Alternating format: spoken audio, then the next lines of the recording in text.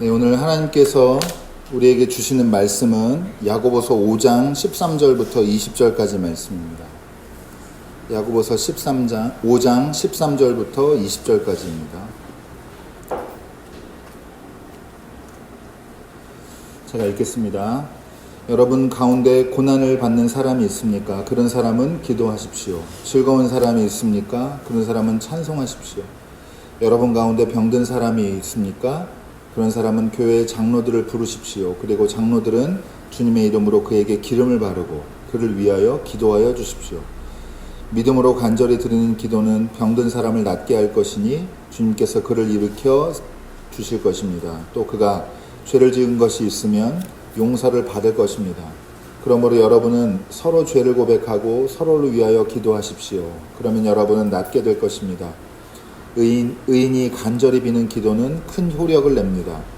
엘리야는 우리와 같은 본성을 가진 사람이었지만 비가 오지 않도록 해달라고 간절히 기도하니 3년 6개월 동안이나 땅에 비가 내리지 않았으며 다시 기도하니 하늘이 비를 내리고 땅은 그 열매를 맺었습니다. 나의 형제 자매 여러분 가운데서 진리를 떠나 그릇된 길을 가는 사람이 있을 때에 누구든지 그를 돌아서게 하는 사람은 이 사실을 알아두십시오. 죄인을 그릇된 길에서 돌아서게 하는 사람은 그 죄인의 영혼을 죽음에서 구할 것이고 또 많은 죄를 덮어줄 것입니다. 이는 하나님의 말씀입니다. 하나님 감사합니다. 우리 서로 돌아보면서 인사하면서 시작하도록 하겠습니다.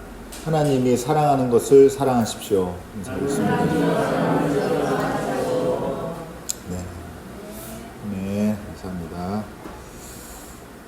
이 숫자 보이시면 45인데 그럼 이제 1년 52주니까 교회력으로 또 거의 한 해가 또 다 갔습니다. 진짜 이 숫자 바뀌는 거 볼 때마다 깜짝깜짝 놀래는데 물론 이제 연말이랑은 좀 차이가 있지만 저희 달력으로 아무튼 한 해 동안 이 말씀의 여정에서 여러분 많은 은혜 되셨기를 바라고 알게 모르게 하나님이 심어주는 그 믿음의 마음들이 여러분 안에 잘 싹트기를 주님의 이름으로 다시 한번 축원합니다. 오늘 말씀의 제목은 평화는 사랑과 함께입니다.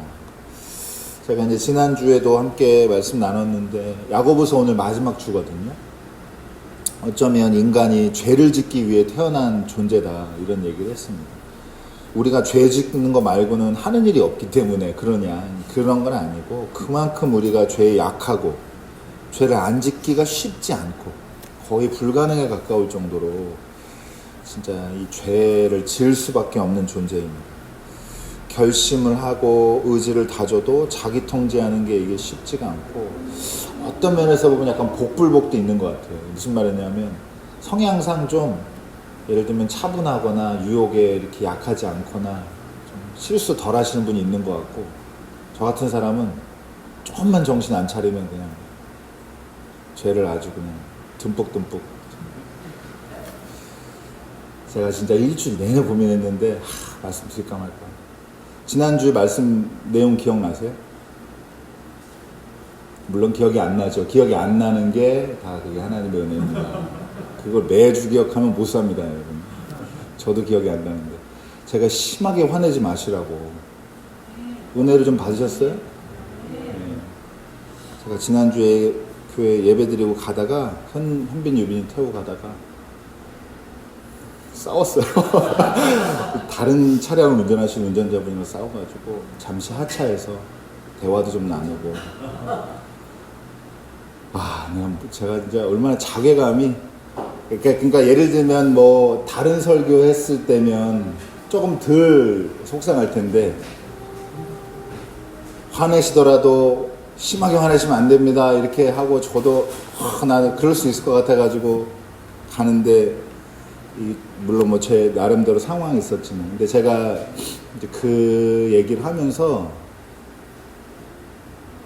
왜 이 얘기를 하느냐 고민이 되잖아요 사실. 그리고 뭐 좋은 거라고 제 약한 부분을 막 설교 때 오픈하는 게 뭐가 좋은가 고민도 많이 했는데 제가 드리고 싶은 말씀은 그거예요. 일단은 여러분 누구나 인간은 죄를 짓습니다. 제가 그날 화냈다는 게 죄졌다는 얘기는 아니지만 그렇게 자기가 말한 거랑 배치되는 행동을 아주 그냥 금방금방 손바닥 뒤집듯이 그렇게 한단 말이에요. 너무 크게 웃으시는 분은 좀 진짜 너무 부끄럽고 그렇지만 그렇다는 거고, 두 번째로는 제가 여기 저희 교회 지난번에 목사님 오셔가지고 젊은 사람 많아서 아주 좋은 교회, 미래 있는 교회라고 그러셨는데, 우리 시대는 이걸 조금 더 마음에 새기셔야 되는데, 여러분 목사라고 다르지 않습니다.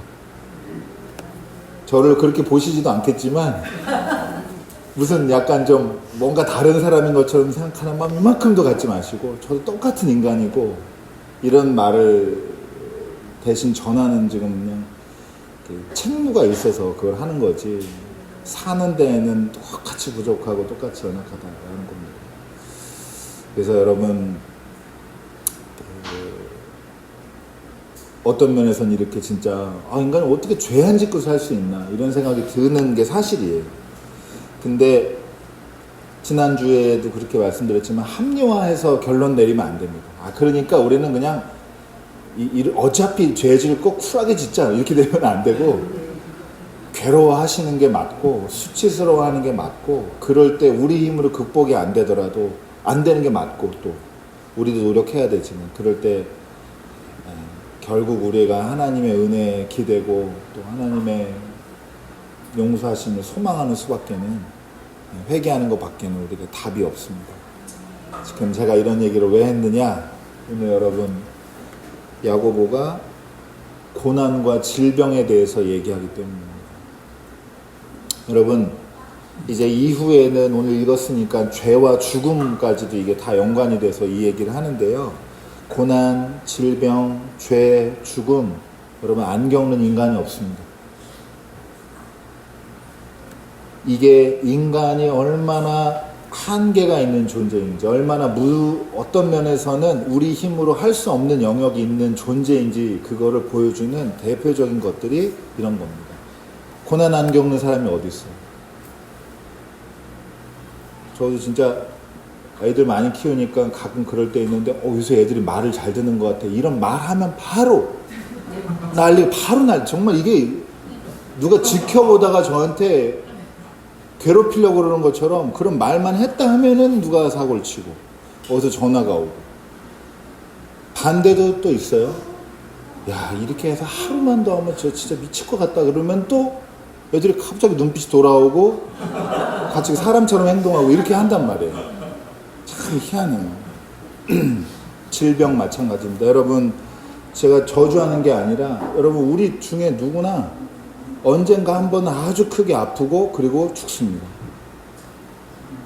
안 아플 것처럼, 저도 지금은 막 안 그렇지만 우리 뭐 정의자매나 이렇게 연주자매, 뭐 현빈이, 유빈이 이런 아이들은 인간이 왜 간 회복을 위한 광고를 저렇게 TV에서 많이 하는지 모르거든요. 근데 어느 순간 되면 저런 약이 제 장바구니에 들어있고 이렇게 되잖아요.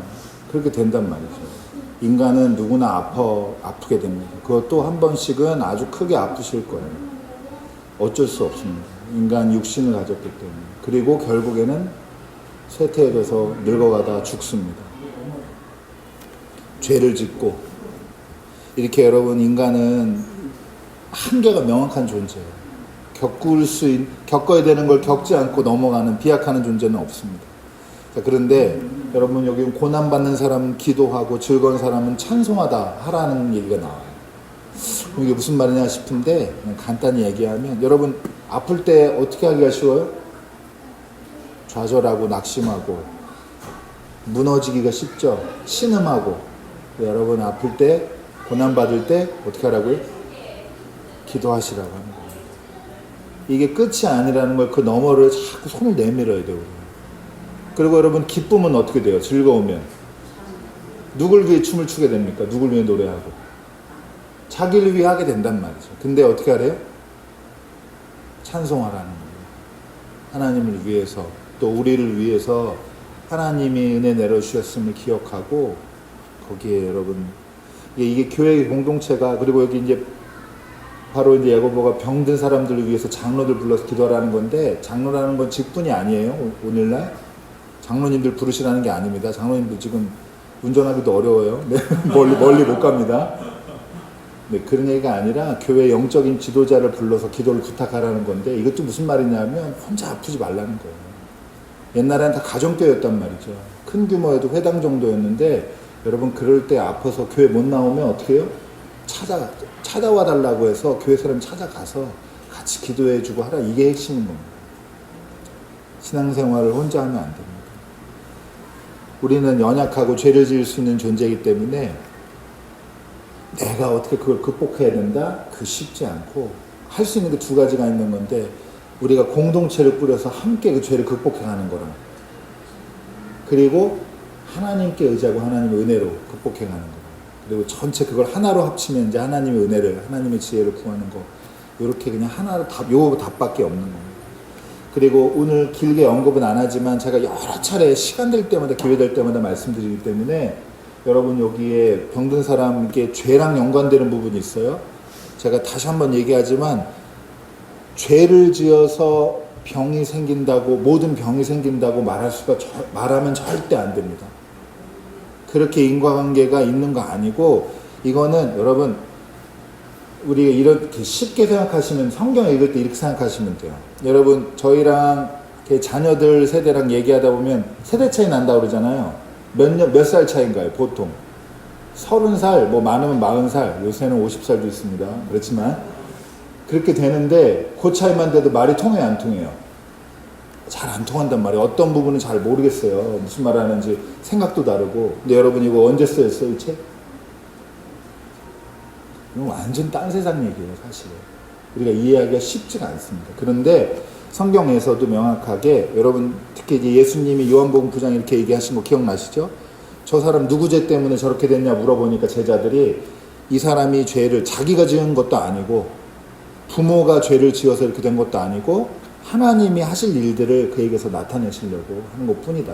우리 그거에 초점을 맞추자. 이렇게 예수님 말씀하십니다.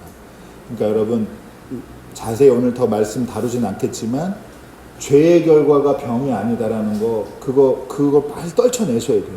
내가 무슨 죄를 지어서 고난 겪나, 죄를 지어서 어려움 겪나, 죄를 지어서 질병을 얻었나? 아닙니다. 아니고 이겨내야 됩니다. 여러분 그러면서 좀 더 적극적으로 뭔 얘기를 하고 있냐면, 공동체 안에서 하나가 되어서 이 죄를 짓는 존재들이, 그 부족하고 한계가 있는 존재들이 함께 서로 죄를 고백하고 서로를 위해서 기도해 주라고 얘기하고 있는 거예요. 우리가 할 수 있는 일이 이거인 거예요. 죄를 안 짓고, 막 의지가 강하고 다짐이 세고 그렇다고 해서 안 짓는 게 아니라, 죄를 짓게 되는데 그런 사람들끼리 서로의 연약함을 돌보고 함께 기도하는 게, 그리고 내가 이랬어요 저랬어요 서로 고백하고 하는 거. 제가 늘 말씀드리지만 꿍하고 있는 게 더 안 좋습니다. 그렇다고 여러분 지난달에 했던 죄 지은 거 지금 다 얘기하시라는 거 아닙니다. 그러면 저희가 못 견딥니다. 그러면 숨겨두시고 할 수 있는 것들은 그렇게 서로 고백하면서 그거를 같이 공동체 안에서 털어내야 돼요. 같이 나누고. 이게 중요합니다. 여러분 그러면은 야고보가 뭐라고 가르치고 있냐면, 우리가 낫게 될 것이고 기도의 큰 힘을 경험하게 될 것이라고, 어떻게 말하면 축복을 해주고 있는 겁니다. 근데 이제 중요한 게 이거죠. 그럼 큰 효력을 나타내는 그런 기도, 특별한 기도의 능력은 특별한 사람만 할 수 있는 거 아닌가? 그게 아니라고 바로 가르칩니다. 평범한 사람들끼리 그냥 하면 된다. 엘리야 얘기가 나와요. 그럼 엘리야 얘기는 특별한 사람이란 얘기 하려는 거 아닌가? 대단한 사람이잖아. 엘리야가 우리가 본성이 똑같은 사람이라고 가르쳐, 그걸 언급하면서 얘기를 하는 겁니다.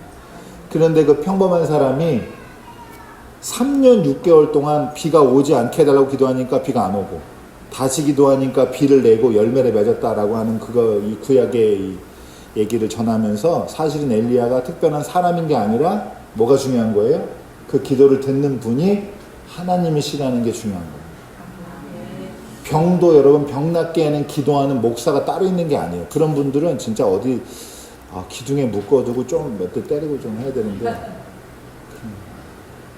여러분 진짜 이거 착각하시면 안 됩니다. 특별한 목사가 있는 게 아니라 그 기도 병 낫게 하는 분은 누구예요? 하나님이신 거예요. 여기 기름 바르라고 나왔는데 기름 바를 때 여기 무슨 작용이 일어나가지고 갑자기 뭐 신체가 막 이렇게 이게 아니라 기름의 힘이 있는 게 아니라 그런 행위를 기도의 행위를 통해서 그 기도를 듣고 응답하시는 분, 낫게 하시는 분은 하나님은 딱 한 분이십니다. 우리 주님이십니다. 요거 잊지 마셔야 돼요. 근데 여러분 엘리야 같은 사람들, 우리 평범한 사람도 이런 사람이 본성은 같지만 될 수 있다는 건데, 야, 우리 죄 짓는 존재인데 가능한가? 가능합니다. 어떻게 가능하냐? 우리가 의인이 되면 돼요. 의인이 어떻게 되느냐? 의인은 여러분 잠언 18장이랑 뭐 시편 37절 같은데 37장 같은 나와 있는데, 의인은 여러분 잘 들어주세요. 모든 역경 가운데서도 하나님께 굳게 매달리는 사람이 의인입니다. 네, 의로운 사람은 어떤 사람이냐? 모든 역경 가운데서 하나님을 굳게 붙잡고 하나님께 매달리는 사람, 하나님께 의지하는 사람, 이 사람이 의인인 것입니다. 그리고 의인의 기도를 들으셔서 하나님이 기도의 응답, 기도의 능력을 나타내 주시고, 병든 자를 위한 기도 응답도 마찬가지입니다. 병을 낫게 하는 것 자체가 그 기도의 권능이나 뭐 기도의 힘이 있다 이렇게 일상적으로 말은 하지만, 그 기도가 힘이 있는 게 아니라 기도를 들으신 분이 힘이 있는 거예요. 여러분, 우리 특별한 기도 하는 것은 누가 한다고요? 특별한 사람이 아니라 평범한 사람들이 역경 속에서도 하나님께 의지하고 매달려서 하는 그 기도가 바로 힘이 있는 기도, 특별한 기도라고 하는 겁니다. 그러니까 우리 형편 알면, 서로 어려운 일을 우리가 이렇게 같이 밥 먹고 같이 예배드려서 알면, 그분들을 위해서 믿음으로 기도하면 여러분 기도의 어떤 능력, 큰 능력, 효력 여러분 경험하게 될 줄로 좀 믿으시면 좋겠습니다. 마지막으로 오늘 야고보서 마지막이라고 했는데, 야고보서의 결론이 뭐냐, 주제가 뭐냐 이거예요. 야고보의 주제를 정리를 한번 간단하게 다시 한번 할게요. 야고보가 편지를 써서 보내고 그 편지를 받는 교회들이 무슨 문제가 있었어요? 다툼이 있었어요. 분쟁이 있고. 다툼의 근데 내용이 뭐가 있냐? 파당이 생겼어요. 교회 내에. 서로 A파, B파가 있는데, A, B, C가 있는데, 그 사람들이 서로 다 자기가 옳다고 주장해요. 옳다가 주장하고, 그 중심에는 리더들이 있었는데, 교회 선생들이 있었단 말이죠. 서로가 서로를 비방하고, 뒤에서 소문 퍼뜨리고, 비난하고, 공격하고, 이런 거를 이렇게 해서 교회가 아주 어수선하고, 불편하게 됐단 말이죠. 요런 교회에 편지를 써서 보내는 건데, 여러분 야고보의 시선으로 볼 때는 A, B, C 선생들도, 그리고 A, B, C 선생들을 각각 따라서 서로 싸우고 있는 저 사람들, 다 자기가 옳다고 주장하지만 다 하나님의 길에서, 하늘로부터 오는 하나님의 지혜의 길에서 벗어났단 말이죠. 어떤 길에서 벗어났어요? 제가 지난주, 이번 주 말씀의 제목 잘 정리하시면 야고보서 전체 주제가 정리가 됩니다. 지난주 제목은 뭐였어요? 정의는 평화의 열매다. 오늘은 평화는 사랑과 함께.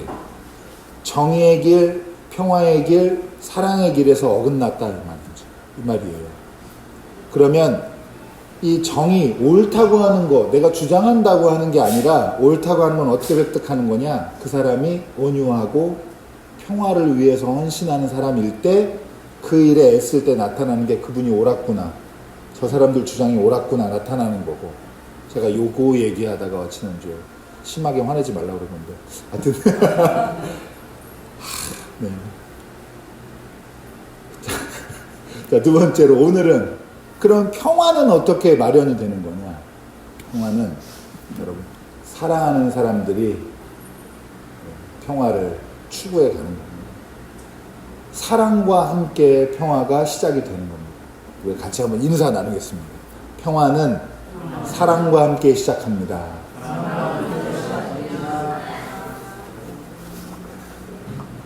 오늘 야고보가 말하는 이 사랑에 대해서 반대말이 뭐냐? 소문내고 서로 분쟁하는 거. 미움은 다툼을 일으키지만 사랑은 모든 허물을 덮어줍니다 라고 잠언 10장 12절에 나와 있습니다. 그러면서 이 말씀이 기준인데, 신약에서도 이 말씀들을 다양하게 이제 변주를 하는데, 특히 이제 유명한 말씀이 베드로전서 4장 8절이죠. 무엇보다도 먼저 서로 뜨겁게 사랑하십시오. 사랑은 허다한 죄를 덮어줍니다. 이렇게 얘기했습니다. 여러분, 그러니까 이 무슨 평화, 정의, 이 사랑의 길에서 어긋난 이 지도자들, 이 선생들, 그리고 그들 따르는 파당지은 사람들, 이 사람들 지금 잘못됐잖아요. 그럼 핵심이 뭐냐? 요게입니다. 요거. 그 사람들을 정죄하려는 게 핵심이 아니라 야고보의 목적, 목표는 뭐냐? 그들을 돌이키는 게 목표입니다.